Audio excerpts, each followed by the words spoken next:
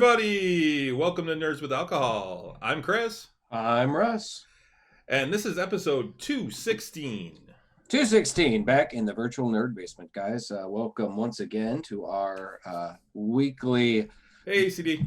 our weekly delving into everything that is nerdity. And boy, We do got a we lot got to talk about today. a lot to talk I think we about. need to cut short the how was your week and stuff like that this week just to be able to get through everything. Sure. So my week was good. We did Tavern Talk last night. Had a great, Yeah, lots of fun. Lots of fun. Oh, hey, Steve from Belfast. It's a late night for him. Thanks for hanging with us. Hey, Steve. Nice to see you. But yeah, Tavern Talk was a blast last night. Time flew by. Had a great time. But other than that, I mean, it's been work. It's been a lot of really busy. Yeah. Just kind of same old with me. Just trying to get. Just trying to deal. I mean, the weather was really awful last week, but thankfully today we had a reprieve. It got to be almost 50 degrees out today. Yeah, I talked to my daughter. She's like, "Yeah, it's 68 down here." Where is she again? Outside Nashville. Oh, okay. Yeah, I mean, it was beautiful day. I went out and I wanted to clear some of the excess snow that around the driveway and whatnot. So I was just out there in a hoodie, for crying out loud, So that was kind of nice, and yeah, just kind of a week, no great shakes. So yeah, this week, we had our game. So we did have the game. No. That was wait. No, we have a game. We have it this Friday. We have a game coming up. Right. Yeah, I was actually working on it earlier. That's why I was thinking about it. So, but yeah, so we got the game for this Friday. This weekend is actually also Renee and I's 5th anniversary. Oh, happy anniversary, man. Thanks. That's right. So yeah, Sunday, which we actually got married on a Sunday, and it's actually on a Sunday again this year. So, that'll be cool. But yeah, other than that, you drinking anything tonight? Not tonight. I didn't get a chance to really get out and get anything new today. I was just I was futzing around and doing stuff around the house and stuff, so I didn't get a chance. But so what are you drinking? I'm just drinking my standby Pepsi tonight. Pepsi Pop. Mm-hmm. I am drinking something. Unfortunately, this is not something that you can get anywhere else because it's a local microbrew that doesn't distribute. But this right here, this beautiful thing, is the ESB, the extra special bitter from Royal Oak Brewery. It is one of my absolute favorite beers. The ESB is one of my favorite styles. It's an English style. And while the name is extra special bitter, oh, I got the burps. It's not an overly bitter beer. It's actually a very malty beer. It drinks a lot like a red. It's just a little drier. And it's got the malty aromas, like a red or an alt, something like that. And then when you drink it, it's all malt flavors. And this one, I think, is just so well balanced. It's so tasty. It's really smooth. It's kind of a medium body. It's absolutely delicious. I give this 5 stars, or 5 bottle caps. Jeremy hits it out of the park every year when he does this. He does it maybe once or twice a year, and I love when he does it. Whenever I hear it's coming back on, I'm up at the brewery a lot because I love it. And yeah, so I grabbed a growler of this actually Sunday night. They're not open on Monday. I was going to drink it last night, but Renee wasn't feeling like drinking, so I didn't really want to pop it open and drink an entire growler by myself on a work night. Right. So I went ahead and cracked it tonight, figuring I'll talk about it in the show. I bought a bunch of beer over the weekend too. That I've got beer for the next 5 weeks for the show because I got some really good stuff that I'm looking forward to reviewing. But yeah, delicious. If you're ever in Michigan, the Detroit area, Royal Oak Brewery, I can't say enough good things about them. They do a great job. Even during COVID, they're doing a great job as far as keeping things keeping people spaced and following all the rules and all of that. They've got a couple outdoor areas that are fantastic. They got igloos out front and a heated patio out back. So really cool. Great group of people, and their food's fantastic. And Jeremy is a great brewer. That's actually where we hosted our 100th episode. That's right. Yeah. Our actual very first video episode. Yeah. That was a great time. We had Paulie and Jeremy on. And yeah, it was a great time. It was a really good time, and a lot of great products come out of there. So yeah. I did unfortunately break my glasses last week. Yeah. Okay, point Dexter. As for those, yes, I have to get to the store. I get to the eye doctor and whatnot. I need a new prescription and stuff. Anyway. Steve's drinking. I feel so self-conscious about it. Yeah, Steve's drinking the mallet cider, which he's been drinking for a while. I like the. I'm looking forward to getting some next time I'm over there. Cool. I'll bring some home. Yeah, that'd be great. Mallet cider. Ace pineapple cider. I haven't had that one. Oh, the pineapple I have. The Ace puts out a pretty solid product, man. Their ciders are pretty nice, and the pineapple's not bad. It's not. If I remember correctly, it's more of a straight pineapple as opposed to like Rainbow Seeker from Blake's, which is that pineapple basil, I think it is, and with the basil kind of balances it a little bit. So. Ace has some really nice ciders, really kind of solid product. So, but we really should move on because there's a crap ton of things. It was suggested that we should start with WandaVision, but I still want to save that for the end. But I think we need to do more quick hits. I think because I think WandaVision is going to take us quite a bit of time because there was so much to unpack from this week's episode. Well, first quick hit for me is the fact that the world got a little brighter last week, and I don't tend to try and celebrate people's deaths, but Rush Limbaugh passed away due to, ironically, lung cancer last week. He was a smoker. He was a cigar smoker, and was a very a big proponent of it. He was like very anti-mask, and he was just a screaming asshole. He died. He was 70 years old. He had just received, for whatever reason, the medal of, I think the Medal of Honor or whatever. Medal of Freedom. Medal of Freedom. The highest award or medal that anybody can get. Any civilian can get. Donald Trump awarded it to him, and a lot of people were like, "Why? This guy is a hate monger. He's a screaming asshole." He used to be on his show. He used to have a part where he would basically celebrate somebody that was gay that had died of AIDS.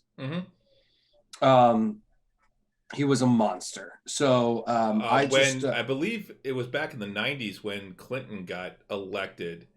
He had a countdown. It was day 254 of us being held hostage because there was a Democrat in office.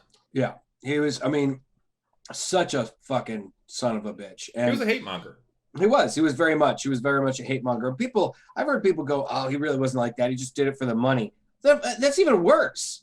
I mean, that he took on this. If that was true, he took on a persona of a hate monger just to make money. Yep, unbelievable. And that's the thing. I don't doubt that it very well could have just been an act, but he was so bad. He was. You gotta wonder whether. I mean, how if anybody can really be that bad for real? Yeah, it's amazing. But anyway, the guy died. He's gone. There's an old quote, and I'm going to butcher it. It's like, "I don't celebrate people's deaths, but there have been some obituaries that have been very entertaining." And that guy, I just hope he smokes a turd in hell. And so here's to Rush Limbaugh smoking a turd in hell. Okay. Because that guy is gone, and I hopefully he'll be forgotten. Yeah. On the other side of the death coin, there. So you got a birth? No, but it's the other side of the death coin. prominent pornographer and First Amendment crusader Larry Flynt passed away last week. I believe he was 74. It was, I mean, that guy had a pretty controversial and storied career, but Larry Flynt was responsible for, fighting the good fight when it came to freedom of speech and freedom of expression, and kind of paved the way for a lot of sex workers, a lot of the pornography industry, creating it, not so much creating it, but curating it, kind of making it so that it could exist on some level. And there's arguments that, well, was that a good thing? Was it a bad thing? Well, that's kind of up to you to decide as to whether you like pornography or not, but or erotic material, erotic art, whatever you want to call it. At the very least, he was a staunch believer in the First Amendment and in freedom of the press. Hustler was one of those, though, that like there were some. It's like, wow, you can see her kidneys. Yeah. I mean, he was. They didn't pull any bunches, that's for sure. They were the first ones to like show, some of the more, extreme kinds of stuff, and they're the ones that really like. I think they're the first ones to show full frontal. I think Playboy was just topless for quite a long time, and then finally, eventually, like I think Hustler was one of the first ones to actually show like pubic hair and whatnot, and everything that entails. But like I said, if you ever really want to see a really great movie, honestly, and it kind of very much details a lot about Larry Flynt, is The People versus Larry Flynt. Yeah, CD posted that Woody Harrelson was really good as him in that. I have not actually seen that movie. Oh, it's really, really good. I mean, in all, surprisingly, Courtney Love's in that, isn't she? Courtney Love, yeah, it was her, I think, one of her first acting roles, and she was really good. I think she got a Golden Globe nomination. She might have been won. I'm not sure, for supporting actress. She was really, really good. He definitely, and that's the thing. I mean, he was a political satirist. He was, a lot of the stuff in Hustler was, they did a lot of political commentary and satire and stuff like that too. So the guy did a lot. So he certainly wasn't a monster, that's for sure. Not in my opinion, anyway. Yeah. So, but all right, well, I'll raise a glass to him. Yeah, I'll raise a glass. Okay, Larry Flynt, his life. Here, enjoy that orgy in the sky. So a few other things along the like horror lines. D&D announced their new source book today. Yes, they did. Van Richten's Guide to Ravenloft. Yes, which isn't necessarily just for Ravenloft, but it's basically how to create horror campaigns. Right. How to integrate more darker / horrific elements into your campaign. Now, for those of you guys who don't know, I think I did a pretty good job with you guys with that last adventure. Absolutely. The last cave you guys were in. So absolutely. Yeah, for sure. The dragon. Well, no, the stuff before that with the demon, the gate into hell and stuff like that. Yeah. So for those of you guys who are unaware, Ravenloft was a box set or expansion of Advanced Dungeons and Dragons that was released, I don't know, probably in the late 80s. Yeah, and it was basically the playing Dungeons and Dragons in what was essentially the elemental plane of evil.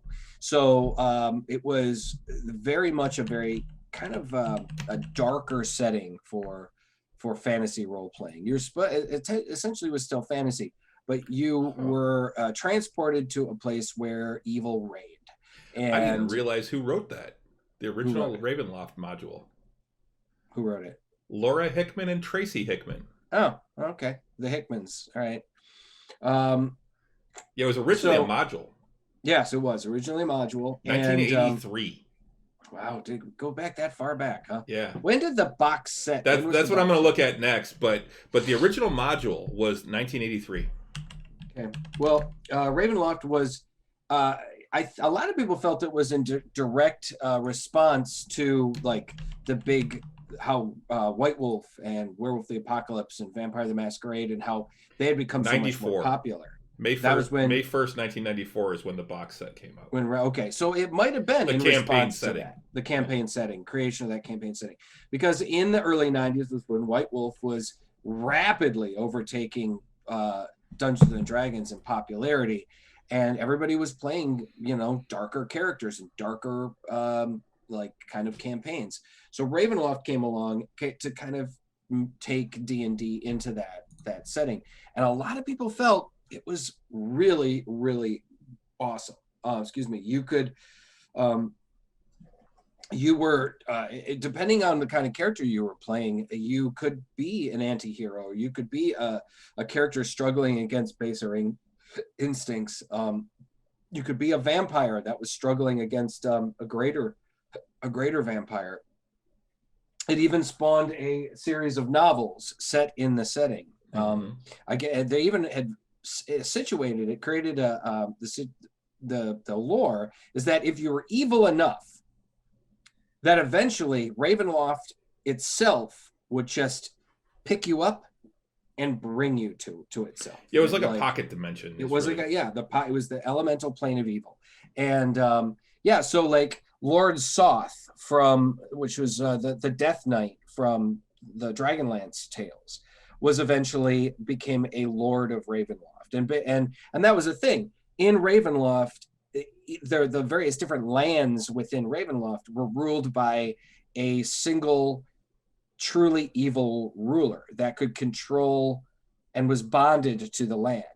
The big kind of signature character for Ravenloft was their vampire lord Strahd von Zarovich, who was essentially their Dracula. Yep. And he was a great character. They've written many novels about him. I actually have. I have a couple of them. It's actually Barovia is the setting. Yeah. That's the name, because they don't call it. Oh, it was the Demiplane of Dread. That's it. The Demiplane of Dread.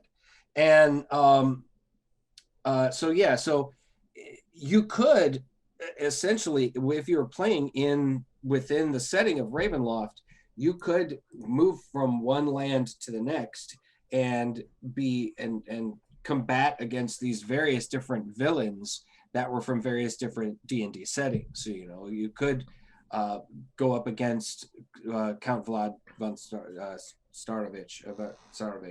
You could go up against of Lord Soth. There was a lich, one particular character was a major lich character that you could go up against. Some really, really awesome stuff. Really fun stuff. And so what this new guide is doing is bringing Ravenloft into the fifth edition. Steve, who knows a lot about White Wolf and stuff, said Ravenloft came before Vampire the Masquerade, but its popularity took off when Vampire was released. Sure. That sounds about right. I mean, Vampire the Masquerade came out in the early, like 91 or 92. And if the box set or the hardcover of Ravenloft came out in 94, I'd still say that probably, kind of like, I wouldn't be surprised if TSR went, man, this White Wolf stuff is super popular. What can we do to kind of feed on that? And they probably went, we've got this Ravenloft, thing that the Hickmans wrote. What can we do with that? I'd say, but Ravenloft was a blast. There was some really cool stuff. Like, I mean, there was rules for playing, like, if you were a paladin, if you were a particularly good aligned character, you would shine like a beacon in Ravenloft, basically, to every evil creature around knew exactly when you stepped into their particular lands. And Vampire the Masquerade was released in 91.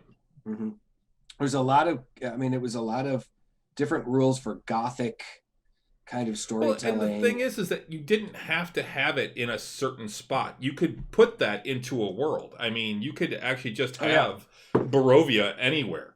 Right. You could just create that world, or take what Barovia was and plop it into any city or country in your. Well, exactly. I mean, it was a lot of storytelling elements that you could adapt to all kinds of your homebrew campaign, and it was great. If you wanted to play, if you wanted your normal party, your normal D&D party to have an adventure that's particularly darker and gothic, and they want to go up against vampires or whatever, this was a great resource for it. So Yep. really, really awesome stuff. Now, along those same lines, we also got news, and actually thanks to Steve, who's on right now, Yeah. for pointing it out. That Speaking of Vampire the yeah, Masquerade. yeah, Vampire the Masquerade, Bloodlines 2 has been postponed indefinitely. Indefinitely on hiatus, essentially. Yes. Yeah. Apparently, it's been delayed indefinitely. Hardsuit Labs has also been removed as the game's lead developer. Yeah. You said you were watching a video that was talking. Somebody from White Wolf was. Yeah, I believe it's somebody explaining from some White things. Wolf. I think Steve can probably clarify that because he's the one that sent it to me. But yeah, it was a woman from White Wolf that she's not part of the she's not actually on the Bloodlines 2 project, but she is someone in the know. So she and she said I only got to see part of it before the show, but yeah, she basically said that she's had an early copy of it. She loves the game. It is definitely not a finished game though, and that with a game of this scale and scope, that he said she works for White Wolf. There is no way to onboard a new team and still expect this game to be out this year. Yeah, see, I'd really, really love to know. I'd love to be a fly on the wall for what was going on. Like, I mean, from a lot of the things that we've seen that they've released, images and whatnot, it looked like it was shaping up. It looked like it was looking pretty good. And all of a sudden, that it's been plagued by problems. Like they did fire the main writers or like let them go or whatnot, furloughed them. They let go one of the original writers from the original Bloodlines was on board, and they let him go. And they made a big deal actually about making, like we got some of the original writers from the first game and they're on board and everything. And it just sounds like it's been like this clusterfuck catastrophe of just a mess. And I'd really like to see, I hope they get it together because I really want this game. I do too. I really want this game.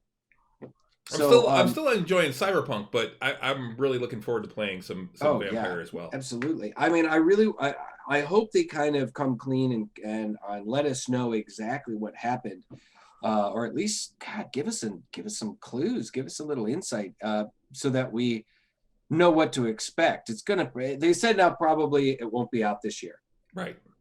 Which sucks because we're only in the end of February. Yeah. I'm actually really bummed out about it, But I mean, hopefully we'll have a lot of other stuff to play this year that there's going to be a ton of stuff that'll take our minds off of it.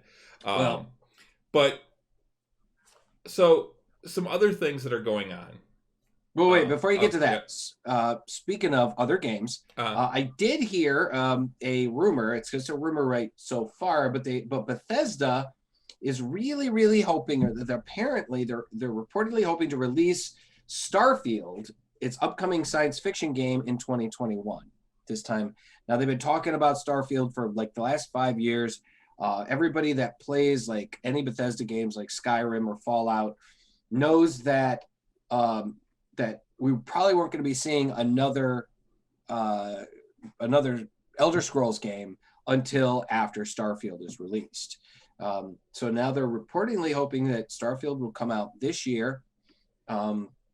They're hoping that that there aren't any major delays due to COVID and everything. They go on to say, however, that how major the impacts due to COVID have been on the title is anyone's guess, but with Bethesda was aiming for a 21 launch as of a few months ago.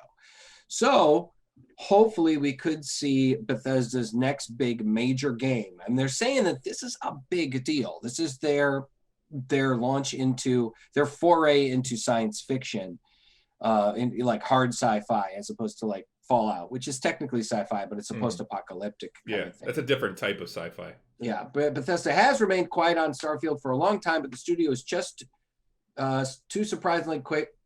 But the studio is used to surprisingly quick turnarounds on their game releases. Fallout 4 launched just a few months after Bethesda revealed it at E3 in 2015, and Fallout 76 which apparently has had some major updates and major changes and is a much better game now. So I'm planning on getting back into that game soon.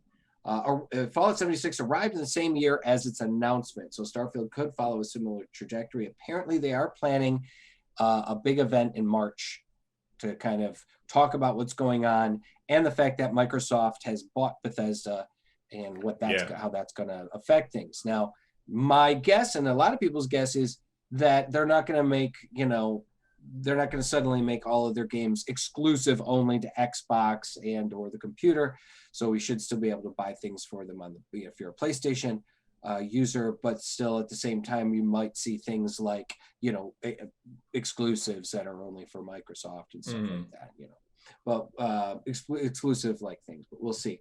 I'm excited about this. I love Bethesda games, although I've often said that I probably won't want to buy another one for my game system. I'd rather buy them for the computers because of their modability. Modability is better on the computer. At the same time, I love playing their games on my big TV and the big imagery. Yeah. So we'll see. Yep. So I'm sorry, back to what you were going to say. No, just hi, Nikki. Also over in Belfast. Nikki said hi to us. Oh, hi, Nikki. What was I going to talk about? So one of the other big things that launched this week is that the Muppet Show, the original Muppet Show, is now on Disney Plus. It's time to put on makeup. It's time to light the lights. It's time to get things started on the Muppet Show tonight. I loved this. I loved the fact that the Muppet Show went to Disney Plus. A lot of people, I remember when Disney bought the Muppets, and a lot of people were like, "Oh, I don't know." But they've never done Jim Henson wrong, as far as I can tell. In fact, if anything, the Muppet movies and the Muppet shows, Muppets continue to thrive under Disney's I didn't see the one with Jason Segel, but I heard that he did a good job because he's one of the main writers on it. Oh, absolutely! The first new Muppet movie was really good. And I heard that he had done a really good job. But so one of the things they're doing, though, is at least at the beginning of some of their episodes, I watched the first episode, but it wasn't on there, and I think it might have should have been. But they're putting material warnings at the beginning. There may be offensive material on this. Right, similar to some of the movies that they've put warnings on Peter Pan. They've put warnings before Dumbo. Because when some of those movies were made, well, certain things were done differently when it came to racial understandings. And while it's not, it's one of those things where, and this is one of the things that they've said, is that, well, we're not actually going to censor these shows. Right. We're not going to change these things. And while a lot of the things that are done and expressed are wrong, were wrong then, are still wrong now. Right. We need to understand that these are a product of their time. Right. And we have to understand where we came from to be able to create a better future for everyone. Correct. Which I think is true. You can't just brush away the stuff you didn't like from the past. You have to learn from it. Exactly. If those that do not remember their past are doomed to repeat them. So repeat the past. So there is a soft warning at the beginning of, I don't know if it's every episode, but it wasn't on the first episode that I saw or the second. Or maybe episode. On certain ones, because yes, there were times with jokes that were made that would have been deemed racially insensitive and things like that. Dude, in the first episode, Rita Carano's on there, and at one point there's like this intellectual thing, and she's doing like this Mexican accent, a really strong Mexican accent, and she gets into an argument with Miss Piggy, and Miss Piggy makes a comment, "Who let this walking taco in?" Yeah, and I couldn't believe holy that. Shit, right? I'm like, holy shit. Is that wrong? Was it? It was Rita who? Because Rita Carano. Rita Carano. Do you mean like that's not Gina? Are you mixing up Rita Carano and Gina Carano? Yeah, it might be Gina. No, it was Rita. What the hell is her name? Moreno. That's Rita Moreno. Okay. Rita Moreno. Rita Moreno was a pretty well-known Hispanic, actress and star at the time. Too. Puerto Rican, yeah. So you're talking. And we're talking 1976. We had looked it up. The show started in 1976. It ran in 1981.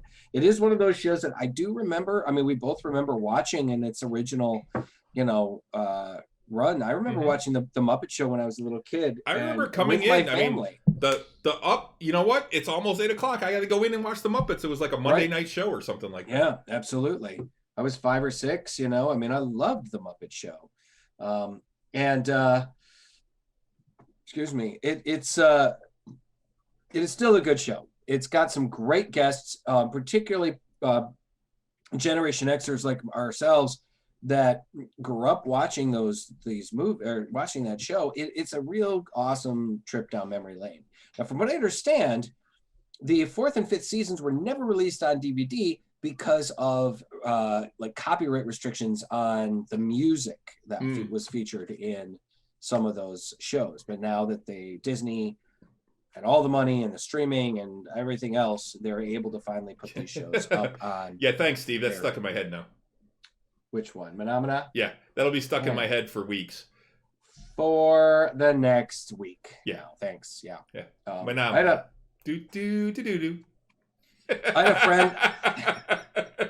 friend of mine posted on Facebook the other day. It's like, say because 5 times in a row, kind of quick, and your brain will do the rest. Say because 5 times. Because. The wonderful things because he does. The wonderful things he does. And I was like, you motherfucker.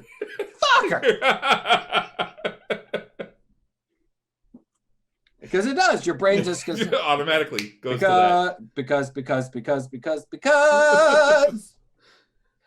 the wonderful things he does. I'm like, God damn it. Yeah.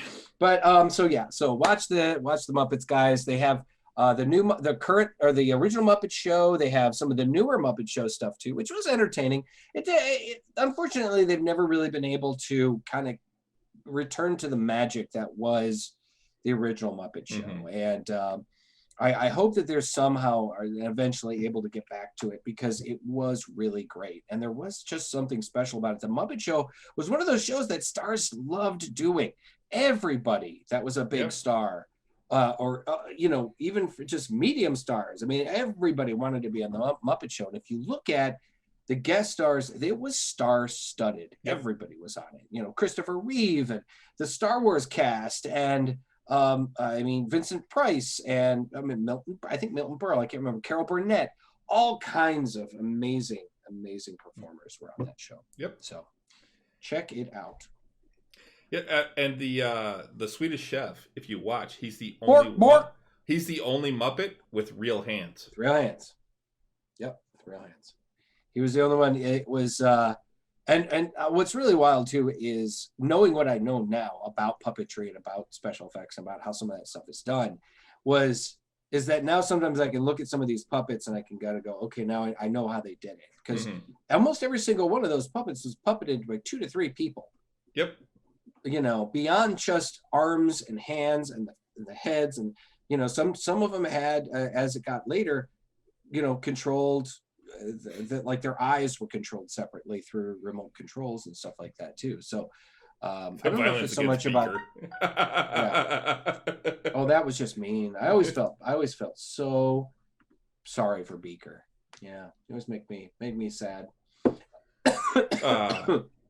But yeah, Renee doesn't like Muppets though, so she won't watch it. Yeah, Stella neither. I figured out though a way to possibly get her to watch a Muppet Show was that Joan Baez hosted an episode in the last season, and Stella is a big fan of Joan Baez. God's only know why. This is my girlfriend is apparently my 34-year-old girlfriend is an 84-year-old woman. She's got a 84-year-old lady and a 34-year-old body. It's crazy. But other than that, so with those warnings, though, that's actually another thing that I've seen that Gina Carano is using to attack Disney. Yeah. And she is like, she's her character with the big repeating blaster just taking shots at Disney. I think she's just trying to defend herself. ultimately she's trying to like be she's trying to defend her shitty behavior and say things like, well, apparently, Pedro can call people Nazis on in his Twitter feed, but I can't relate my struggle to the Jews. I mean, yes, what he said was different. Yeah, for sure, and the truth, honestly. Yeah. I mean, when you compare yourself to a race that was being exterminated, right, in just because of who they were, that's not what's happening to you. Not even close. Not even close to the white privilege, to how your white privilege is suddenly being called out, because you're a Republican, because you're conservative. It was absolutely ridiculous. And Gina Carano is turning into one of those people that is maybe doesn't deserve a second chance, maybe doesn't deserve to be, to be given the benefit of the doubt, she's been calling. I mean, there's been criticism on Pedro Pascal and some of and apparently also Letitia Wright, who plays Shuri in the Black Panther movies. I mean, she wrote some fairly inflammatory stuff at the beginning of the coronavirus and everything, the pandemic. She wrote some stuff basically kind of calling into question like the research and calling into question certain things, if I remember correctly. But at the same time, though, she pulled back when she realized, oh, maybe some of this stuff I'm saying is dangerous to my career and to some of the other stuff. Gina Carano doubled down, man. She didn't, Yeah. They said that she stated that she was left out of the press stuff for Mandalorian season 2 because she refused to read a prepared statement that they had made for her, basically apologizing for some of the shit that she had said. Yeah. Like, woman, when the mouse tells you, when your boss tells you that, look, you're saying shit that is not representative of this company, and if you want to keep your job, you should probably do these things. When you're a representative of that company. You do it. Yeah.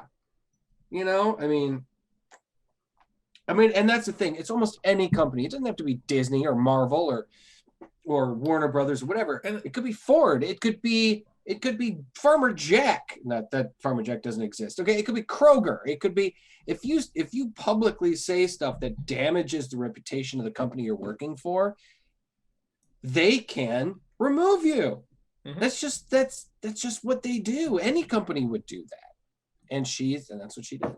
So it just it released the emails. I mean, that was the other thing too. Like I read something about how like they accidentally sent her an email that was someone accidentally sent her an email about they're like, hey, we're watching you, kind of thing. Yeah. And that she found out via Twitter that she was fired, and which, if that's the case, that's really shitty. Yeah. I mean, you'd think that maybe they'd call her into the office or something. I mean, it's like being fired on Twitter is the same as like your boss calling you. Well, don't come in. It's also, did you have some missed messages from your agent? Because normally that's who they would talk to. Yeah. They call the agent first. Usually. Stupid. Yeah. So, I don't know, but. Yeah, so she's still attacking them. She says that she could change the whole narrative and turn people against Disney, but it would affect a friend of hers, and everyone's worried about their jobs right now. Well, I mean, everybody's worried about their jobs, period. I mean, everybody's a little freaked out about work, and nobody wants to be out of work right now. When you got 18 million people across the country that are still struggling and that are out of work. To lead on the political side today, they did apparently the coronavirus stimulus package was voted on via committee today. It will be going to was passed through committee. It is going to be going through a full House vote earlier or later this week, probably tomorrow. So we could be seeing $1,400 deposits into our various accounts, pretty soon, nice. which will also help and increase unemployment benefits for the foreseeable future. So that could be a good thing. We could be getting a little influx of money coming up soon. Yep. So that'd be nice. All right. Well, do you have anything else before we start getting into WandaVision? Yeah, a couple of things here. For those of you guys who know, or if you remember, I started playing Marvel's Avengers on the PlayStation. It is we announced last week that they would have that they did announce their next expansion, the first expansion free expansion. All of these content expansions are free. The first one was the character of Kate Bishop, the female Hawkeye. That came out in February. The next one coming up next month in March, excuse me, the first one came out in January. The next one coming up in March is Hawkeye, is Clint Barton, the original one. Well, somebody apparently has been leaked. The next characters that are coming, and in the order that they're coming, although this is subject to possible change, Peter Parker is next, but it'll only be on the PlayStation versions. Because Sony owns Spider-Man. Because Sony owns Spider-Man. After that, you've got the Black Panther, King T'Challa.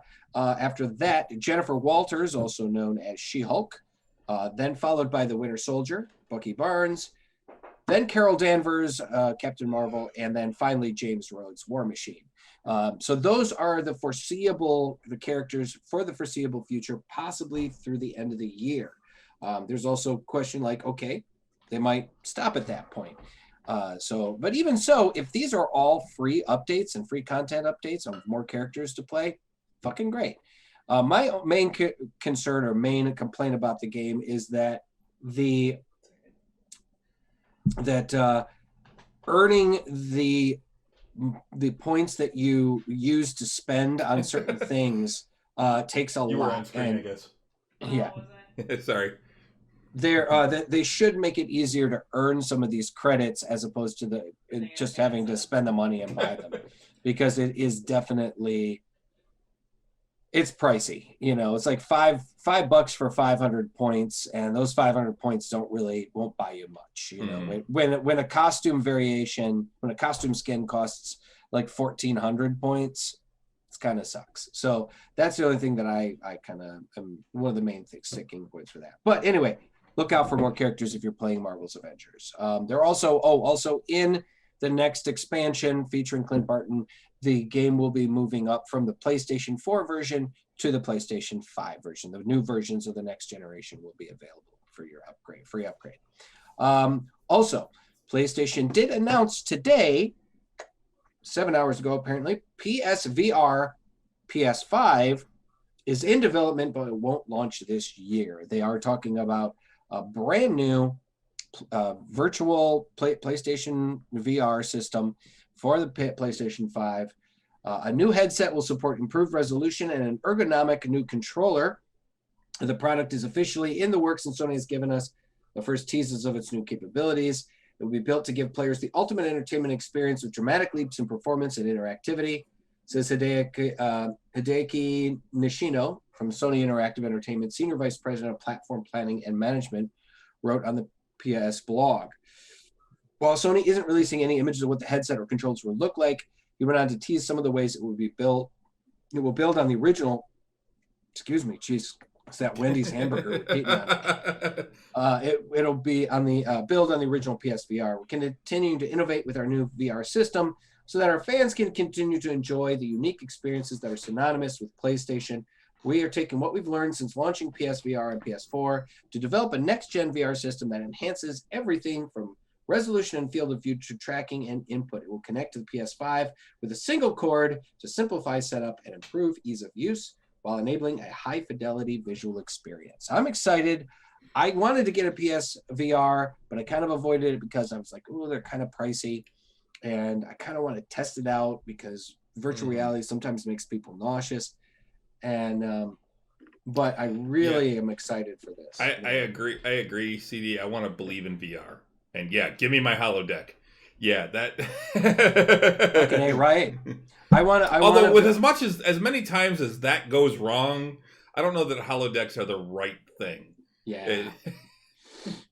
I mean, I always, it cracked me up on in the movie or in the show The Orville, where their version of the holodeck was essentially a digital brothel. I mean, it was like a place where they could go and create like sexual fantasies for themselves. And I was like, that's what it would be used for God's sake, Yep. I mean, that's what, if on DS9, that's what the holosuites at Quark's were. They were places where you could go and basically pay for a holographic, rendezvous. So, but I like I said, the VR stuff, as long as I can still play VR, Skyrim and Fallout 4 VR, fuck, I'm all about it, man. I'm all about it. Get me up off my ass. And I'll tell you I'll tell you though, from what I understand, playing Skyrim VR or Fallout 4 VR is a lot different from playing it when you're sitting on your ass, because you're sitting there moving this. Yep. But when you're playing VR, you're moving your whole body. You're swinging your swords. You're, shooting the arrows. It's a lot more physically demanding. So instead of being able to sit for 8 hours, 6 hours, 8 hours, whatever, and play Skyrim, you're like at 2 hours. I just want to play VR Beat Saber. I want to play Beat Saber. Yeah. I want a room big enough where I can play Beat Saber, though. I don't have that right now. Well, yeah, maybe not. It depends. I mean, Beat Saber. I can play Beat Saber on my knees. I couldn't play it standing up. No, you can't, because you got to be able to move side to side and duck down and stuff. So, you'd be surprised. Beat Saber, you don't need a ton of room to play Beat Saber. It's not like you're going like this. At most, you're doing like this. Yeah. Well, my basement is like about 7 feet, and I'm 6.5 feet. So. You might have to be careful. Yeah. you might only be able to play it in certain areas of your basement. So, but anyway, so PlayStation VR, PS5 is coming, but probably in 22 at the earliest. A couple other things we got here. We got, we're right around the corner to Zack Snyder's Justice League on HBO Max. That was actually one thing I still had left on here, was the latest pictures of Joker. Yeah, there's some people that have kind of felt like the whole Jesus kind of imagery was really inappropriate. I don't know about that. I mean, not great, but they're saying that this new, like, there's rumors saying that the producers, that the executives at Warner Brothers saw the Joss Whedon cut and knew it was going to be a shit movie. Mm-hmm. Christopher Nolan saw it and told Zack Snyder, "Don't see it. You're going to just get mad.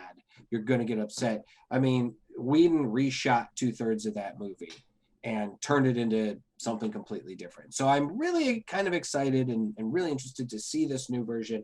It's coming out soon. They've also teased like a lot of like some cameos, other characters that are coming in. They're saying that it's going to be a reveal, a pretty big deal. They did say at the end. Yeah, well, they did say that Ryan Reynolds will not be in it. Yes, Ryan Reynolds did actually say on Twitter, he goes, "The costume staying in the closet or the computer, and it is not going to be him as Green Lantern, but it could be somebody else. It could be a different Green Lantern."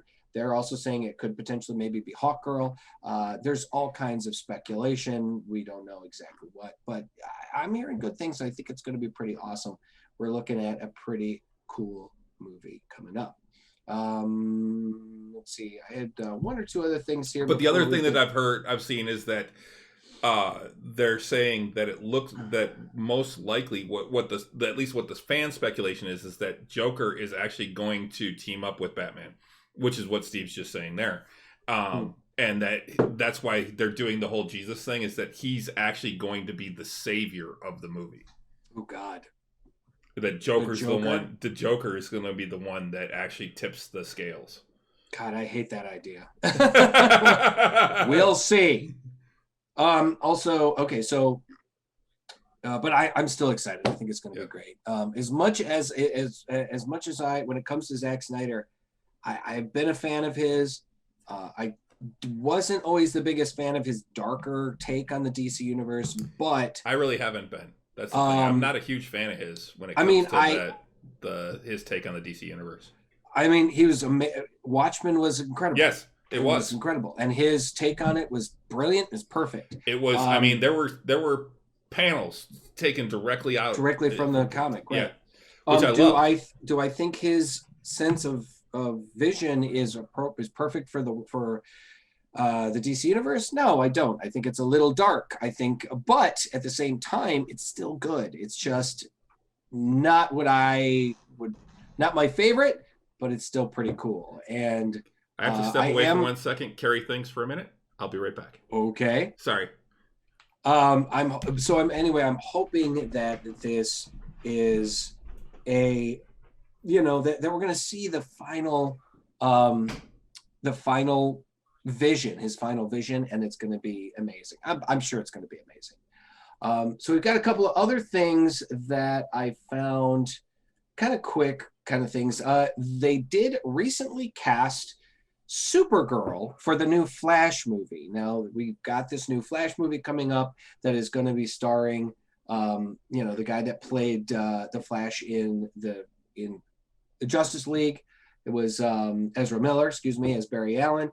And the new Flash movie is probably going to be, they've talked about it's going to touch on the multiverse, and they did cast a new Supergirl. It's not going to be the girl from the TV show, Melissa Benoist. It is a young woman goes by the name of, let me see, her name is Sasha Callie. Sasha Callie, I believe is how she goes. After more than 425 actors auditioned for the role. Now she is a brunette, so most probably, she'll go blonde for the role. But she is known for being on The Young and the Restless, apparently. She is a sitcom, or a soap opera actress. But people are really excited about it. I think, I don't know this. Yes, I see. I don't know this actress particularly well, but I've seen some imagery, some images posted, some fan kind of stuff of her as the new Supergirl. And yeah, it looks all right, I guess. I don't know. I mean, we'll see. She, like Chris, I was saying, she is a brunette, most probably. I mean, she'll have to go blonde for this role. But I've heard they're going to leave her brunette. Really? I don't. Well, we'll see. I mean, that's the thing. I've heard that it's going to be a very different look for Supergirl. Well, that's the thing they're talking about. I mean, this is the Flash movie is going to be touching on the multiverse, so it could very well, she could be some alternate version of Supergirl. Who knows? Either way, interesting news there. We have some news coming out of the comic books. Recently, the DC, and I've talked about this, the DC universe has been kind of all over the place. They just did the DC Heavy Metal, which helped to redefine the DC Omniverse. They're even going beyond the multiverse, the Omniverse now. And they are starting to kind of consolidate into what's going to happen. They've been doing this future state thing, which has been some interesting kind of comics. They've actually been selling pretty well. And now we're going to, as Future State ends at the end of March, they are starting to tease for some upcoming things. DC did announce like 11 new comics that are going to be printed. And one of the things that they're going to be doing, they're going to be establishing something called the linear verse. And what that is the linear verse is a separate continuity where everything has happened. And what it is certain characters just have extremely long lifespans. And Batman has been operating since 1938, and he's still a guy in his mid-30s. So it's, or 1939, Superman since 1938. So certain characters just live a very long time. So in one section of the DC Omniverse, we're going to see a place where stories can be told that are like basically characters that have grown and lived and adapted through the ages. And I don't know exactly how I feel about it. We'll see what kind of stories they tell in the linear verse. They've also said, though, that will be a separate kind of storytelling environment than, say, the mainstream DC universe. Michael Bendis will be writing the Justice League, and his Justice League comic will apparently be the backbone of the DC Comics continuity. We'll see, of the main central piece of the DCU. So we'll see. I am hopeful, but a little skeptical. I think some of this stuff is going to be kind of confusing for people, but we'll see. I think that's about it for the stuff that I kind of wanted to touch on. Holy shit, WandaVision. Yeah, so we're going to get into WandaVision now. if you're not caught up, you should be. This is I think this is one of the best shows on TV right now. Absolutely. It has been fantastic. This week we move into the more modern sitcoms. Yes, sitcom based largely on the feeling of Modern Family of the show. Well, and The Office. Very Office. I'd say closer to Modern Family. There's, since it is set in the home. Well, but I haven't seen Modern Family, but I have seen The Office, and it has the complete feel of The Office, especially the separate interviews where they're just by themselves. But that's what they do on Modern Family too. But the opening sequence is all Office. The music is Office. Everything. Yeah. Although I have to say, this is there's a little bit before the opening credits, but the opening credits, there is one spot. It's all Wanda. Wanda. But there's one spot where it's like a kidnapper's note that comes up really, really fast. Yeah. And it says, "I know what you're doing, Wanda," is what it says. Right. Yeah. And I think that's essentially like the Vision. Yeah. Saying, he goes, I know what's going on here. And then, of course, at the end of the opening thing, it's Wanda. Yeah.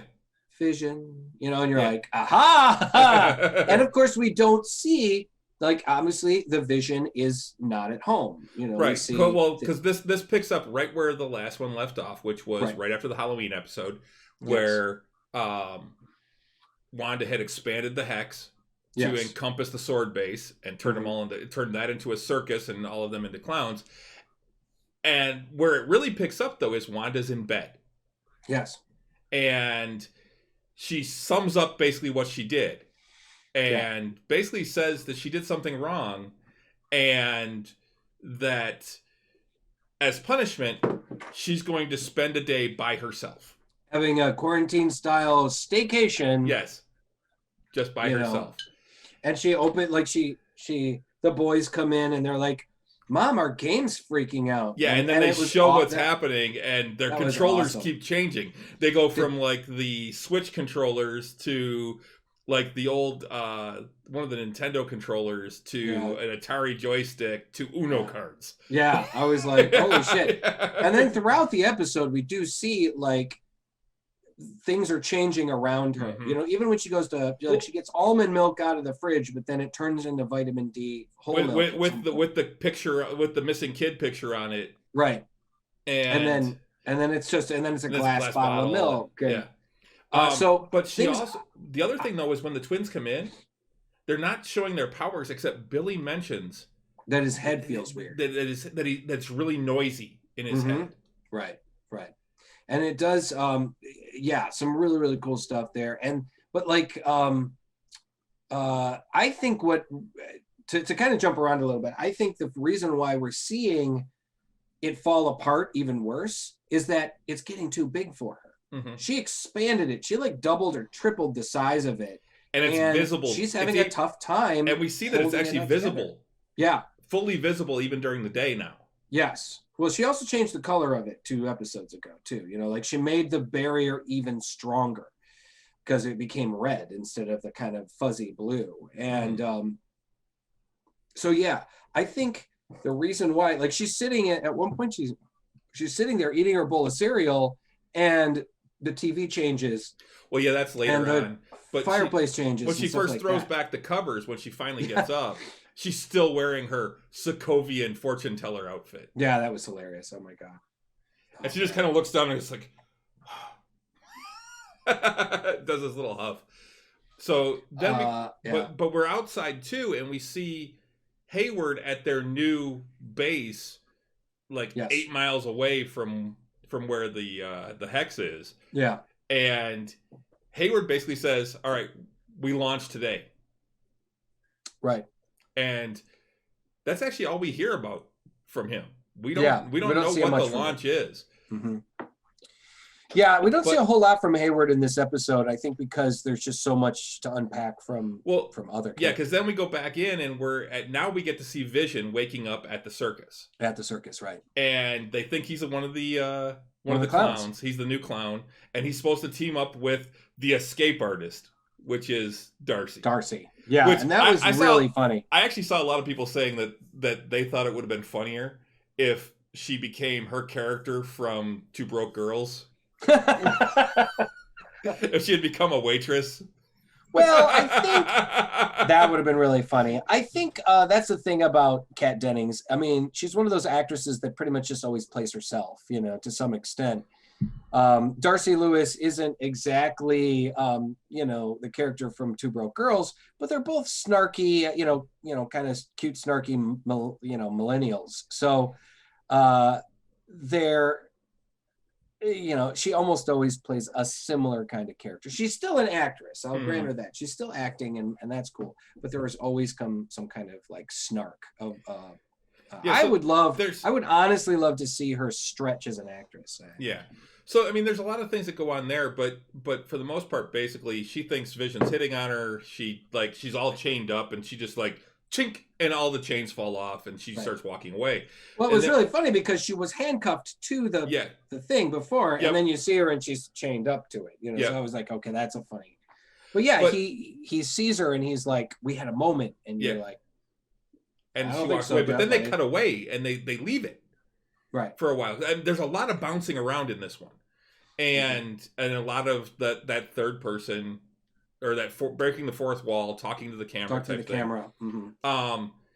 We go back to Wanda, and the kids say something about where's Dad, and she's like, if he doesn't want to be here, there's nothing I can do about it.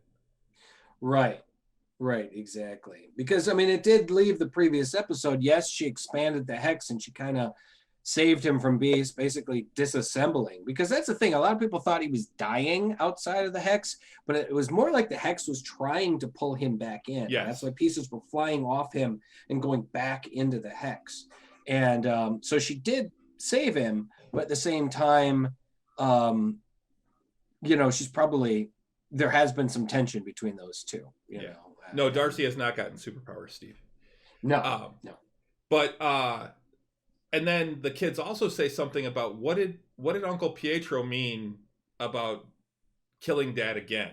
Yeah. Oh, jeez. And she loses it, and she's like, "Don't believe a word, or don't believe a thing that man said. He's not your uncle." He's not your uncle, right? Exactly. So, like I said, like we're realizing, the stuff is breaking down for Wanda. She's figuring out. She's definitely losing it. Yeah. Oh, yeah. She's definitely losing it. But at the same time, she said several times that she doesn't know how this all started, and is still trying to figure it out. And when did you watch it? I watched it on Friday. I watched it Saturday, and then I watched it again today. Okay, so you're probably it's a little fresher for you. I didn't watch it since Friday. So then what happened? Then Agnes comes over, and Wanda's sitting eating cereal with the kids on the couch, and all of a sudden she just reaches back, flips back, and the door glows red and opens, and she's like, "Hello, Agnes." Yeah. And Agnes just walks in like it's nothing, and no big deal, apparently. And starts talking, and offers to take the twins away so Wanda can be by herself. Yes, she's like, let's give Mom some time to herself. Yeah, she's like, I promise I won't bite. And then they show her, she's like, and then they go to like them interviewing Agnes. And she's like, I did bite a kid once. Yeah. Some really funny stuff. Honestly, I mean, I've always liked Catherine Hahn, even going back to when she was on Crossing Jordan. She's always been really funny. And I think, and honestly, Agnes has been one of my favorite side characters from this show. Well, and I've always felt that she was important. And we've talked about this. And the thing is that before she leaves, she's like, I've got this suspicious mole on my back. If you could take a look at. And then Wanda looks at her and she's like, boundaries. You're right. Boundaries. Right, boundaries. Right. But that is something for later. The mole, the suspicious mole. Yeah. And then as she's leaving, she says something to the kids about, if one of you could take a look at it. And she leaves with the kids. So Wanda's now by herself, and things start going crazy in the house. That's when the TV changes. And then at one point, the entire house is flashing. flashing in and out. You can see yeah. outside the walls. It's not even built. It's like it's just frame. Just framing and yeah. Yeah, it's and then Wanda just changes everything and gets everything back to normal and starts repeating, I'm fine, I'm fine, I'm fine. Yeah. Which is something, you know, people that are having a fucking mental breakdown do, you know? And that's what's going on. That's one of the things about this show is we're seeing a person who is dealing with grief and going through basically in many PTSD. ways, in many cases, PTSD and some kind of break. Mm-hmm. She's not having a psychotic break necessarily, but she is having some kind of breakdown. And this is what we're seeing, the results of that. And I think this is genius. One of the genius things about this show too, mm-hmm. you know. So is this where we see a return to Monica? Yeah, we go back outside and we see Monica and Jimmy driving. Right. And Jimmy gets the email from Darcy saying, "Oh, Darcy did break the last firewall." Mm-hmm. And he starts talking about cataract and how it's Hayward trying to bring Vision back online. Right. He wasn't trying to study him. He wasn't trying to keep him or anything. He was trying to bring him back online. Yeah. He wanted his sentient weapon back. And everything was failing until Wanda came in and took it. And they're going to meet Monica's contact, who I still don't think we've met the astrophysicist that she was talking about. There is a theory. Because she pulls up and they see a group of military scientists. And it's Major Goodner that nobody Major knows Goodner. Who the hell this and is. She says, thank you. And she's like, hey, there's still a lot of people that are loyal to you and your mother. Well, your mother's not the only one we were loyal to. Right, exactly. Now, there is a theory, because a lot of people were mad. They wanted this mysterious person to be Reed Richards, mm-hmm. or possibly the Blue Marvel, or some of these other characters that Riri Williams. Riri Williams. Some of these other characters that they were hoping to see introduced in these from the Marvel Universe. They were saying that this would be a perfect time to start to integrate the Fantastic Four. Like I said, Reed Richards.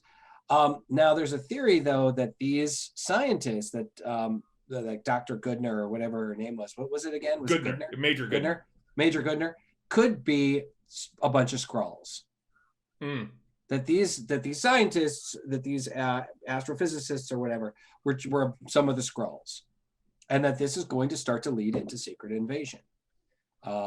Because although they painted the Skrulls as good guys in Captain Marvel, and we saw them as good guys in Spider-Man, Far From Home, and stuff like that, and still allies. They're still shapeshifters. They're still infiltrators, and in the Secret Invasion storyline in the comics, they were the villains. And traditionally, Skrulls have been villainous characters in the Marvel Universe in the comic books. So we'll see how that goes. But I'll tell you, that's a great theory. That she contacted some of her, her various friends from that been working with S.W.O.R.D. that are probably aliens. Yep. Who knows? So they bring in this pretty fucking awesome rover. Rover. It's the kind of thing that you would see.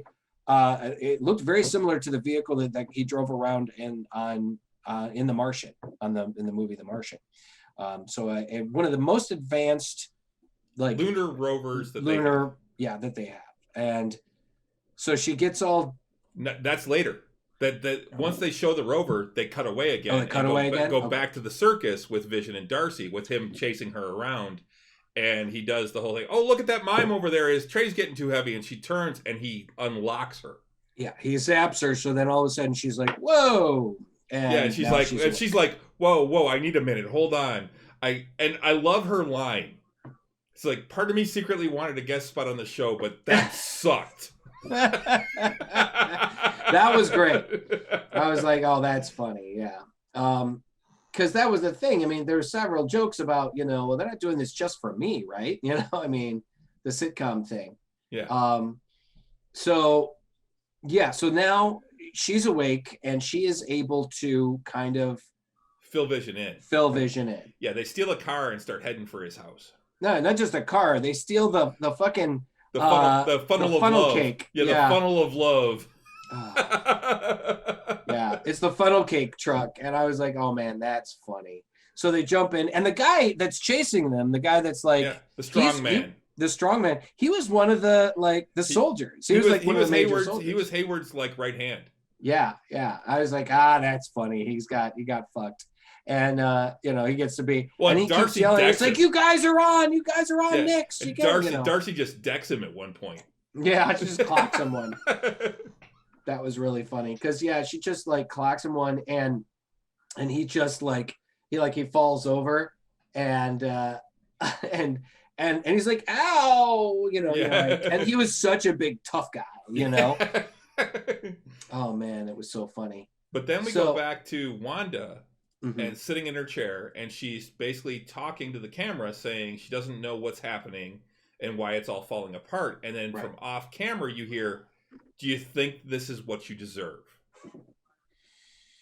And Wanda sits there and she looks all confused and she's like, you're not supposed to. You aren't supposed to talk. Talk, right. Yeah. Yeah. And then we go to the commercial for Nexus. Yeah. The antidepressant. Okay.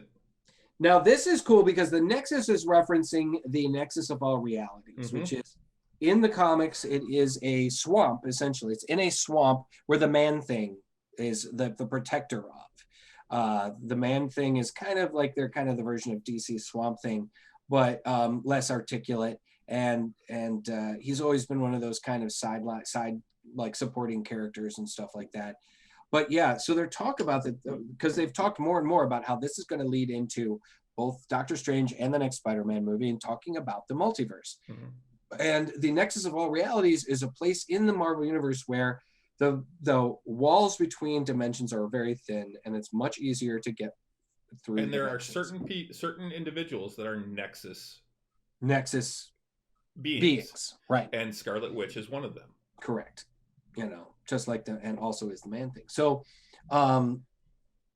that was a big deal, man. That was awesome. Well, and I love that it's a unique antidepressant that anchors you back to your reality, or the reality of your choice. Right. I mean, they weren't even hiding things in this one. And it's like the side effects include feeling your feelings, confronting your truth, seizing your destiny, and possibly more depression. Right. It was interesting too that they chose this because it was pretty much within the aughts to pretty much the aughts after the turn of the millennium when we started seeing excessive commercials for medication. Yeah. Before 2000, we really didn't see things like that, but now we are. Now they're common. Now, I mean, we see them all the time. And but if I remember correctly, I mean, we didn't really see those before that. And and then at the end they talk about how the world doesn't revolve around you, or does it? And then that's where the commercial ends. Right. And then we go back to Agnes's house where Agnes is sitting with the twins and they got Mr. Scratchy there. And Billy says he likes it there because it's quiet. It's quiet. Yeah. And then he looks at Agnes and says, "You're quiet on the inside." Yeah. Yeah. And you're like, oh. And that was when I was the first point in the show when I went, oh, here we go. Yeah. Because as we've said, we're getting close to the end of the show. We got the end of the season. We gotta start wrapping things up. Now, you and I have speculated, as a lot of people have speculated, that Agnes was the witch Agatha Harkness. And I remember you talking about the cameo that she wore a lot through a lot of the different episodes. She wasn't wearing it in this one. I think she was actually. There was a point in the final confrontation, she is wearing it. Yeah, she is. But earlier on, like when she comes to Wanda's house, she's not wearing it again. Right. And the interesting thing is in the comic books, Agatha Harkness was always seen with a cameo at her throat. So anyway, yes, not to jump ahead too far, but we see her kind of talking to the kids a little bit. They've got there's the rabbit. They're having peanut butter and jelly sandwiches. And then we have another cutaway. And I believe we go back to Monica. You're right. Now we're going back to Monica. She's getting all done up in a spacesuit, clicking in, and getting into the vehicle and getting ready to try to get through the barrier. And you know it's not going to make it. So she's driving into the barrier, and the barrier, bam, stops her. And she's trying to get through and trying to get through and trying to get through. And it's getting through a little bit. And then the doctor or the major, she's like, it's starting to disintegrate, it's starting to break down. And Jimmy goes, no, it's changing. It's being rewritten. It's being rewritten. He jumps on the walkie-talkie and he's like, Monica, get out of there. Yeah. And so it's awesome because it goes up on its back wheels, and it's almost like it's going through the wheels, and then eventually the thing gets launched backwards, and you see the front of the vehicle. Yeah, after she jumps out. Right, after she jumps out, the front of the vehicle is now a truck. Yeah, but the back is still the Rover. But the back's still the Rover. It's like fucking cool. Well, so now we see though Monica, she's looking at that barrier, and she looks back at Jimmy. She looks at it and she goes, I can get through. Yeah. And runs. And she just runs and dives through. And we see in this barrier, now the barrier is obviously, it's not like a wall. It's thick. Mm-hmm. It's probably, 10, 12, 20 feet thick probably. And she's struggling to get through it. And she's trying to get through it. And you're seeing multiple images of Monica, the different clothing that she wore as Geraldine, and you're seeing her, and she's hearing all these voices. She hears her mother. She hears her mother. She hears Captain Marvel. She hears Nick Fury. If you slow it down, if you really not slow it down, but if you're careful and you really listen to it, you're hearing a lot of lines from the movies. And stuff like that. You're hearing lines from when she was a little girl. You're hearing the lines that pretty much lines from when she was a little girl. So that gave you a lot of insight as to some of the things that were going on. And she does get through the barrier. And when she comes through, all of a sudden as she's still going through the barrier, and all of a sudden her eyes just start glowing. And then she gets through the barrier and she can see all the spectrum of. Right. She can see the spectrum. And you're like, oh God, fuck man. And they show her eyes glowing. Mm-hmm. And she stands up and she's looking around. She's all confused and she closes her eyes and shakes her head and she opens it up and her eyes are back to normal and she can see normal. Mm-hmm. And then she takes off the spacesuit and just starts running. Now, and the cool thing is the undersuit that was under the spacesuit is stylized very similar to the parts of the costume that she wears in the comic book. So that was pretty cool too. That was a cool, kind of callback to her costume and whatnot. Now she has gone by several different several different names. Mm-hmm. One being Captain Marvel, but she has been Photon, she has been Pulsar, she has been Spectrum, which is what she goes by now. Well, I think that's what she's going to go by is Spectrum. Most probably. Yeah. But anyway, then as she runs off, then we cut back to Darcy and Vision, and they're driving in the truck, and Darcy is explaining to Vision what happened in Endgame. Right, and she's like, "Wait, Wanda killed me?" And she's like, "Yeah, but you asked her to." Yeah. And then Thanos rewound time and killed you again, and she had to watch. Yeah, and when you really think about that, well, no wonder she's fucked up. No wonder. 5 years later, you took everything from me. Although she had been snapped. So, the Vision is kind of coming to terms with all this stuff that Darcy is telling him. And I loved also the cutaways where he's sitting in a chair outside the truck talking to the camera. And I think Wanda's putting these impediments in the way, and they show them getting stopped by another red light. Right. And getting stopped by a construction crew and then a bunch of kids. That was later. Well, and Darcy mentions, she's like, it never rains in Westview. And early on, when Wanda changed the channel, you saw the weather forecast. And it was sunny for the next 5 days. Right, yeah. And all of a sudden, now it's raining.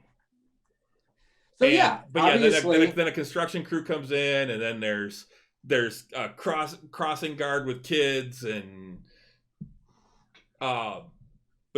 and Vision realizes that he can just fly home. So he does. He just flies up out of the truck. Yeah, and she's like, "Okay, I'll just see you at your house then." Yeah. Which then, so then we see her kind of get in the car and just and then we go back to Monica showing up at Wanda's. And Right. she comes and says, Wanda, and she starts talking to her, and Wanda gets pissed. She's like, what are you doing here? Yeah. Yeah. And And I mean, like, tosses her out the well, yeah, house. wraps her up in the red energy and basically walks her out the house and floats her up in the air in front of the entire neighborhood. Yeah. Nobody's freaking out. Nobody's reacting. If anything, they're just like, Yeah, they're like stopping and watching. I think at this point, the people in Westview Mhm. are just like, they've accepted it to some level. They're like, this is what we're stuck with right now. Yeah. Like, I do like how things definitely. It's been awesome watching the things change. Like, you've had the same male guy, Yeah. but now he's wearing like essentially he's like a UPS type. more of a UPS guy or more of a Federal Express guy, Yeah.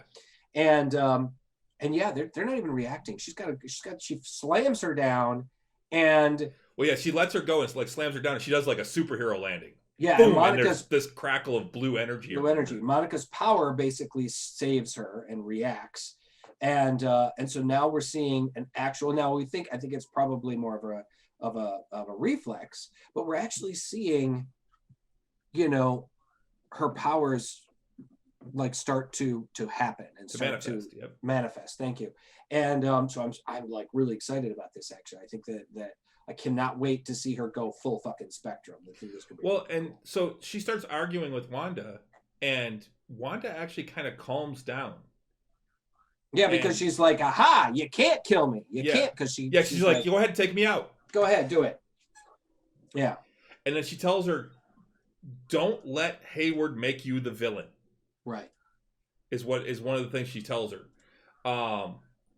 And then we cut to Agnes looking out the window and seeing them talking. Yeah. And she kind of makes a face, and then she's got this face like, damn it. Yeah. Yeah, and then next thing you know, they're out there arguing, and it looks like Monica's getting through to Wanda. Wanda is calmed down. She's being reasonable. Yeah. And Agnes comes up and says, you need to leave. And touches it puts her arm around Wanda. Is like, don't you think she's been through enough? Yeah. And starts walking her away.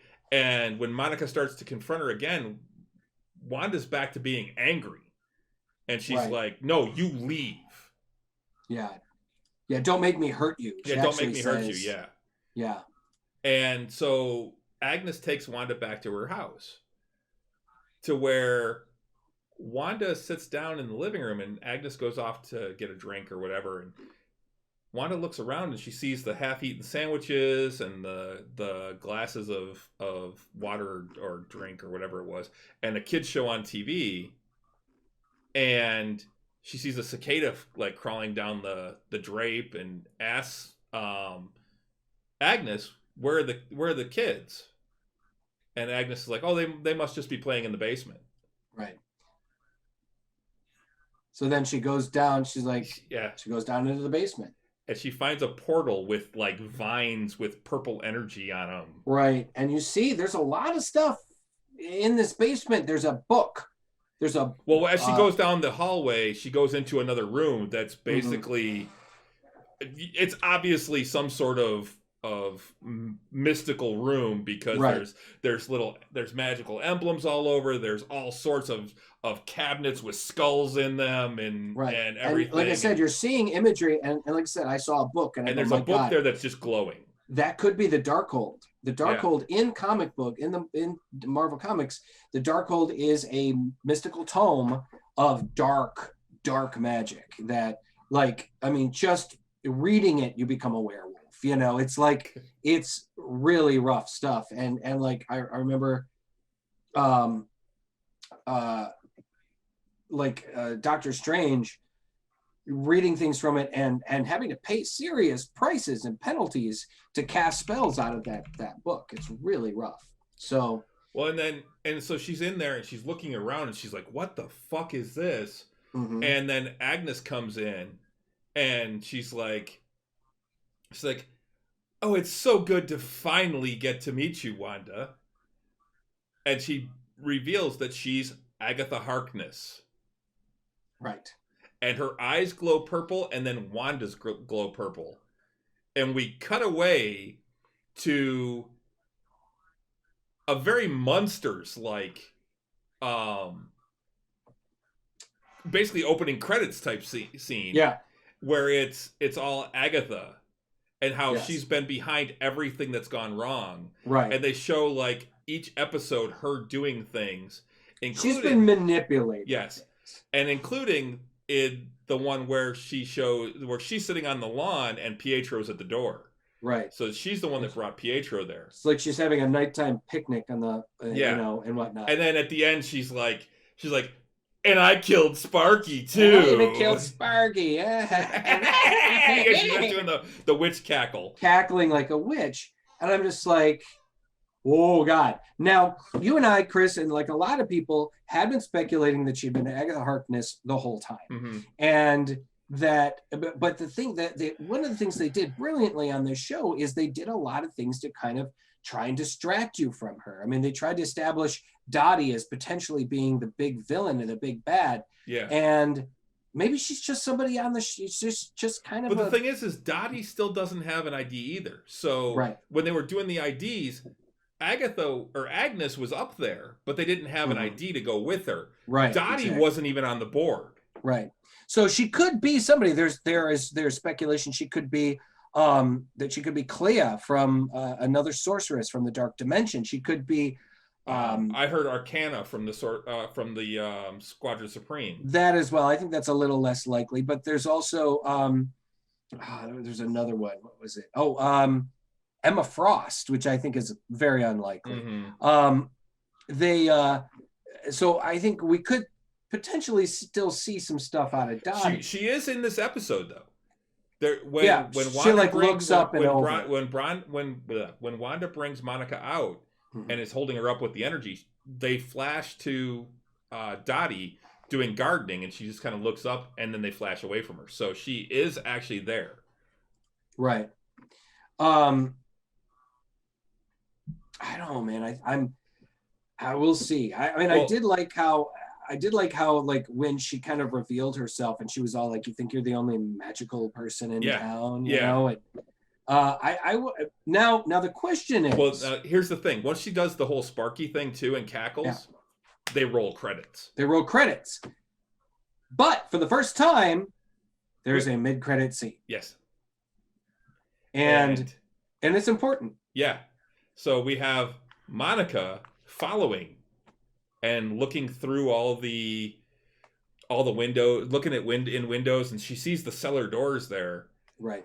And she opens them up and she sees the vines and all that, and all of a sudden they flash back and there's Pietro standing next to her, and he says, "Snooper's gonna snoop." Yeah.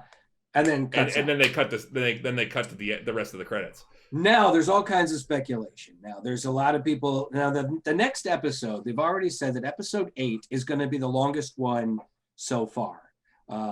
The previous episode, I think it was a very special episode, ran for 42 minutes. The one where Sparky passes. And this one was 40 minutes. Right. So the next one they're saying 47 minutes.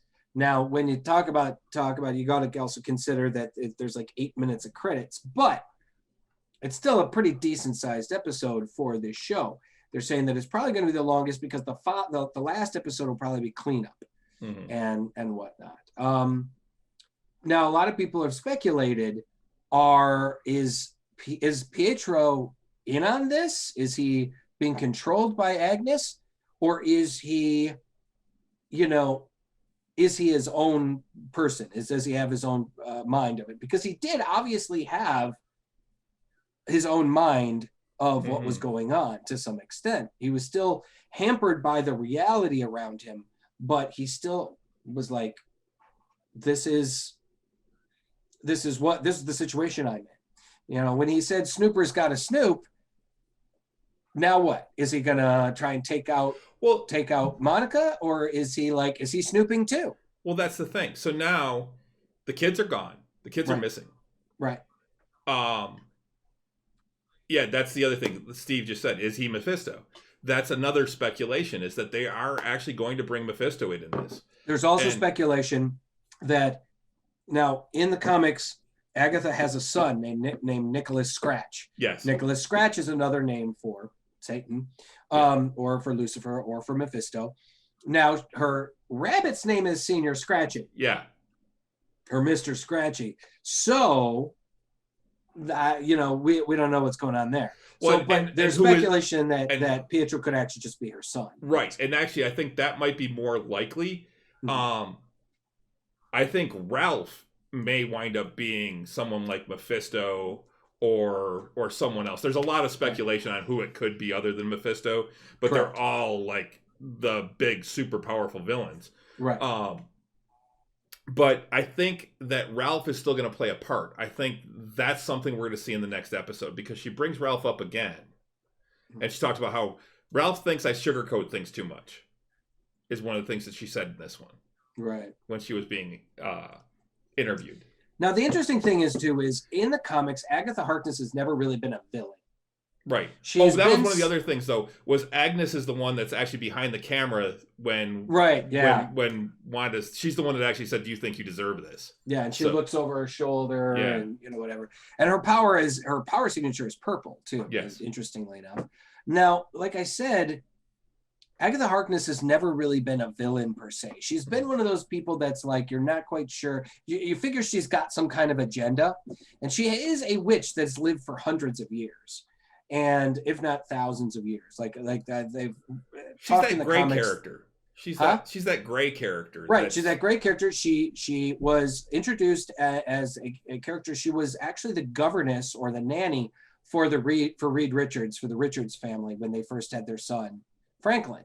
Then later on, she met Wanda through a team up, and then decided convinced Wanda to let her train her to train her in magic so that she could better use her mutant abilities. Because her mutant abilities are not magic, but they weren't magic originally, but they looked like magic, or they allowed her to tap into magical energy.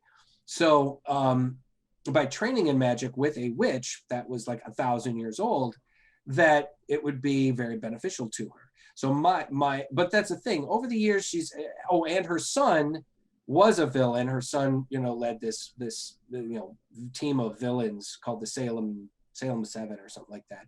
Now, but like I said, she's never been a bad guy per se. In this situation, it looks like she is. Yeah. Now, my guess is that, what's the guy's name that runs Sword? Hayward. My guess is Hayward couldn't get the vision to work. So he figured out a way of, I think he tapped Agatha to control, Wanda, and use Wanda's reality altering abilities to get the vision started again.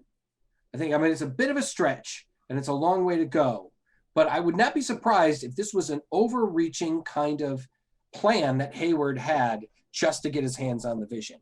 And because otherwise there's what's Agatha's motivation? I'd like to see. Yeah, I want to know what her motivation is. That's the thing. We don't know what any of the motivation is here yet. Right.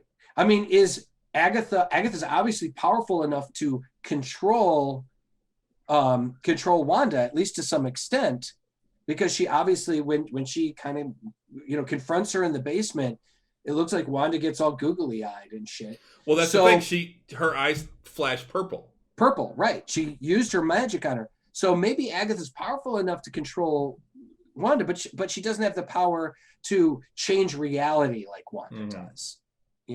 There's also speculation that because the Infinity Stones were destroyed, that energy had to go somewhere. And it potentially could have gone into some of these beings, such as Wanda. Wanda's powers have a red power signature, similar to that of the Reality Stone. I was going to say, and she can alter reality. Right. And that was something actually I had speculated when Renee and I were watching. We were watching like one of the Nerdist things, and they said something about that, and I'm like, I would have thought it would be more like the Reality Stone for Wanda. Right, and that was one of the stone that was in Dark World, and it was what was it? not The Aether. the Aether. Thank you. So, and then the same thing with Monica's power signature seems to be blue. Mm-hmm. And one of the stones was blue. I mean, they've talked about like the Tesseract, the right? Exactly, the Tesseract, the Space Stone. We're seeing her moving through space. We're seeing her, that kind of thing. The Mind Stone was one that was associated with Vision originally, but now maybe it's more like the Soul Stone because a lot of his power signature is very orangey.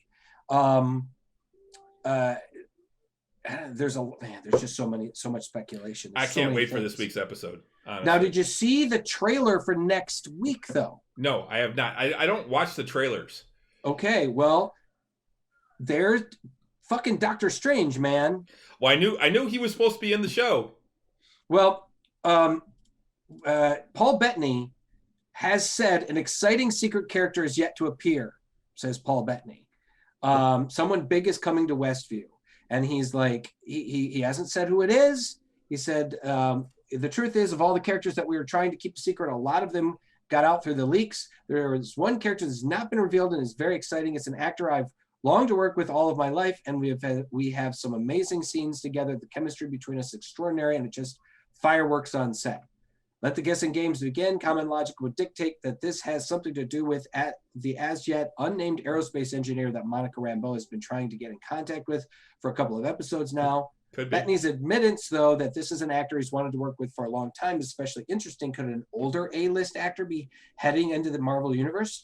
And who could they be playing? Sir Ian McKellen as Magneto would certainly fit the mold. Well, there's also speculation. There was actually talk that if they did that they were talking about doing a Fantastic Four movie. Right. But it's in pre-production. But they were going to set it in the 60s.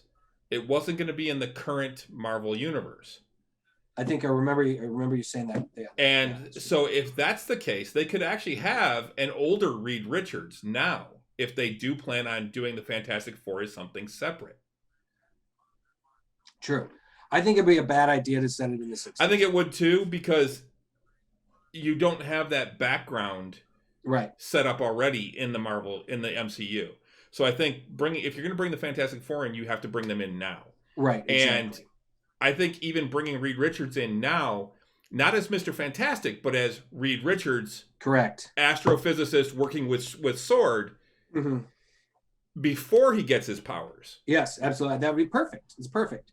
I mean, they're also apparently talking to Jennifer Lawrence to possibly play, that she is one of the main actresses that's in line to play Sue Storm. Okay. Although she's kind of young, because I've always seen Sue Storm as more of a, kind of a little more motherly, a little more like, I don't know. I think Jennifer Lawrence still plays, well, I think mid 20s, and I see Sue Storm as somebody in her mid 30s. I never liked Jessica Alba as Sue Storm either. Well, see, I always saw Sue Storm as being more in her 20s when she starts out. Well, she's supposed to be substantially younger than Reed. Reed is supposed to Reed's be in his like 40s. Older. He's supposed to be like, late 30s, early 40s, maybe going gray at the temples a little early. And then Sue's about 10 years younger than him. She's supposed to be substantially younger than him. Mm-hmm. But Sue is kind of like, she's kind of like the hot mom of the Marvel Universe. Yeah. She's always supposed to be, I've always felt that she's supposed to be just a little bit older. And, but we'll see, we'll see how that runs out. I'm fairly certain we're going to see Doctor Strange, because there is a point in the kind of the little teaser that there is for the next episode where it's the scene where he's going up the stairs at his sanctum, and you see the window. It's all in shadow. You don't see anything distinct, but you're like, well, fuck, man. That can't be. That's like the biggest red herring ever if he's not in the show. Well, that's the thing. He's supposed to be in the show. We've heard that since before the show came out, that Doctor Strange was going to be in the show. Make some kind of appearance, right? And because this is supposed to directly tie into Multiverse of Madness. Right. And if it's Agatha and she is a magic using character, then it's very appropriate that we see Doctor Strange. But I really want to know what her motivation is. Mm-hmm. Was she just an agent of chaos and she wants to fuck with Wanda? Is she have some sort of agenda? I think she's going to be working for somebody else. I think so too, and I think it could be Hayward. Well, I think I think it's going to be Mephisto still. I think they're going to bring him in because they're actually staying pretty close to the old Scarlet Witch and Vision comics. Yeah. And with the where twins, where the kids with the twins, yeah, and them and the little references to them being demon spawn and things like that. I think, and now that they're gone, which they disappeared in the comics too, yeah, and then came back later, but I think that's something that's going to happen. And now we may see them again when we get to Young Avengers. We may wind up seeing the two of them. And that may be part of this too, because it really looks like they are setting up the Young Avengers. Well, either way, anyway, this week's episode is going to be a big fucking deal. Yeah, it is. It's going to be a big fucking deal, and I am really excited. We might actually have to dedicate the entire next episode just to this episode, depending on how big it is. Oh, man. Well, it's 9:45. We should get going. Should wrap things up. Guys, thanks for joining us tonight. Thanks, sending out thanks to our listeners, guys, our viewers. Thanks for tuning in. Thanks for being active in the chat, CD, Steve. Yeah, Steve, thanks for coming all the way from Ireland.